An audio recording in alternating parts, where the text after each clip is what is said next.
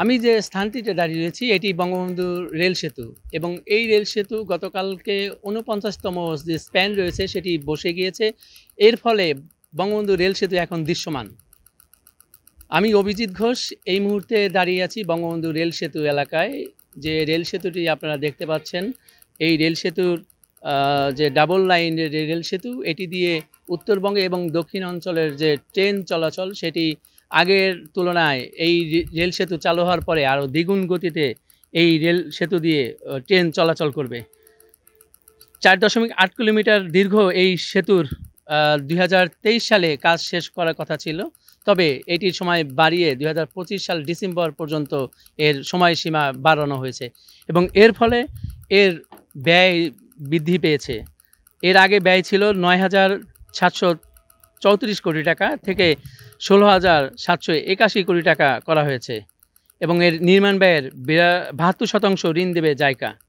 এছাড়া যে ৫০টি খুঁটি রয়েছে সেটিও স্থাপন হয়েছে এবং এই রেল সেতুকে ঘিরে এই অঞ্চলের মানুষ এবং উত্তরাঞ্চল এবং দক্ষিণাঞ্চলের মানুষের মধ্যে একটি আগ্রহ এবং আনন্দপূর্ণ একটি খবর হচ্ছে যে এই রেল সেতুর এখন দৃশ্যমান এবং এই রেল সেতুর ফলে যে ট্রেন চলাচল সেটি আগের থেকে স্বাভাবিক হবে। প্রকল্প তথ্যসূত্রে যেটি জানা গিয়েছে, বঙ্গবন্ধু সেতু দিয়ে বর্তমানে 38টি ট্রেন চলাচল করে এবং এই রেল সেতু হওয়ার ফলে এই সেতু দিয়ে ট্রেন চলাচল করবে 88টি। বঙ্গবন্ধু সেতু দিয়ে যেখানে 15 থেকে 20 কিলোমিটার বেগে ট্রেন চলাচল করত, সেইখানে এই নতুন রেল সেতু হওয়াতে এই যে ব্রডগেজ ট্রেন প্রতি ঘন্টায় 120 কিলোমিটার গতিতে চলাচল করবে এবং মিটার গেজ ট্রেন চলাচল করবে 100 কিলোমিটার গতিতে। তো এই বঙ্গবন্ধু রেল সেতুতে দিনরাত শ্রমিকরা কাজ করেছেন, পাশাপাশি বিদেশি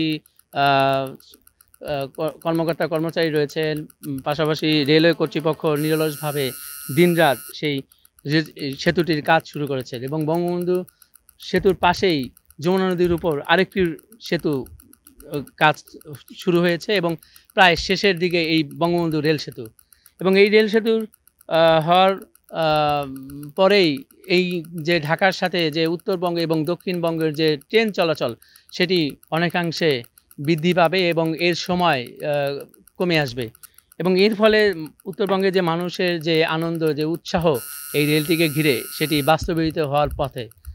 ২০২৫ সালের ডিসেম্বরে এই সেতু দিয়ে ট্রেন চলাচল করবে বলে জানিয়েছে রেলওয়ে কর্তৃপক্ষ।